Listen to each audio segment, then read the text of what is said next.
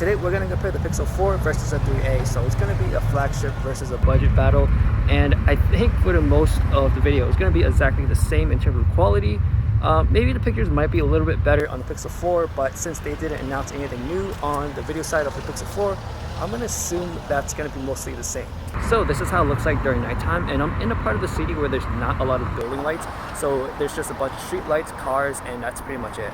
Let's talk about Porsche Mode first, and in my experience, I do like the Porsche Mode on the Pixel 4 better than the 3a. Now, I'm not talking about the quality, I'm just talking about the experience where it's a wider focal length, and if I ever need to zoom in more, I can actually double tap to use a telephoto lens, whereas on the 3a, you're pretty much stuck with that one focal length. So if you want to take a picture of your food or your drink or whatever in your hands, on the 3a it's going to be a little bit difficult because you're going to have to stretch all the way out to get a good image, whereas on the Pixel 4, it's a good size or good focal length where it's wide enough that you don't need to stretch out, you can just be more relaxed and you can just snap your picture. So if you're planning to take portrait pictures of your friend or a person, then if you're outside it's completely fine because you have so much space to move around. But if you're indoors or if you're having dinner and the person's right in front of you across the table, then for the 3a it's kind of tight. So that's another situation where the Pixel 4 wins. In terms of quality, I would say they look really similar. It's to a point where a regular person cannot tell if it's coming from a 3a or a 4. When you start to zoom in, that's when you kind of notice more details missing on a 3a, so the quality is a bit better on the Pixel 4 when you're zooming in, but I don't find a lot of people would want to zoom in more in portrait mode. For low light, I would say the Pixel 4 is just a little bit cleaner in terms of noise and artifacts, but majority of it is the same. And something I found pretty inconsistent in terms of the Pixel 3a and the 4 is that the colors are a little bit different. Sometimes there's a slight shade of green, a slight shade of blue, or even purple. So it's not always the same color, I would say, but the quality of sharpness and the clarity is really similar. For the front selfie mode in portrait, I gotta say they look really similar again. I don't really notice any huge difference besides the wider focal length on the Pixel 4.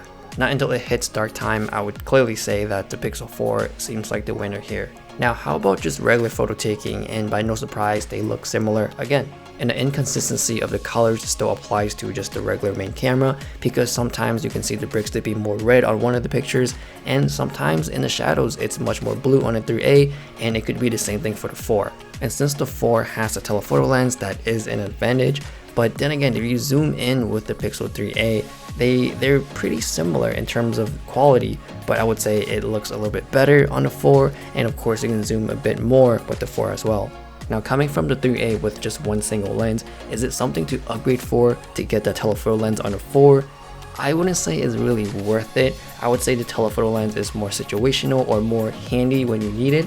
So how likely would a person use the telephoto lens versus having an ultra wide lens? Something that's new with the 4 is that you can actually separately control your exposures of your highlights and your shadows. So I do find that more accurate to get that certain picture you want than tapping around the whole screen and trying to get that exposure. Now, moving on to low light and night sight, again, really similar. The benefit of the 4 is that you can still use the telephoto lens to take your night sight shots. When it's a bit darker, Google still does this thing where it kind of looks like it's daytime when using night sight. So it's kind of hit or miss. Sometimes it looks more natural and sometimes it looks like daylight. Now, moving on to video, and surprisingly, stabilization is better on the 4 than the 3a. And I would say the HDR is just a smudge better on the 4, just by a little bit. Now, for low light, it's still obvious that the 4 will win because of the stabilization, but one thing I noticed is that it doesn't have that much micro jitters. So I would actually put Pixel's video in terms of low light quality better than other Androids out there. So between the two, I would say the 4 is better in terms of the photo experience. Coming from the single lens from the 3a, it's nice to have more breathing room of taking pictures of your friends, and then if you need more range, you can actually zoom in. Now, if you are happy with that single lens with the single focal length, then honestly, I wouldn't say you should upgrade to the 4 unless you want more flexibility or if you just find the telephoto lens useful. Because in terms of quality, they're really similar to the point where a regular person will not be able to tell the difference. So those are my thoughts between the 3a and the 4.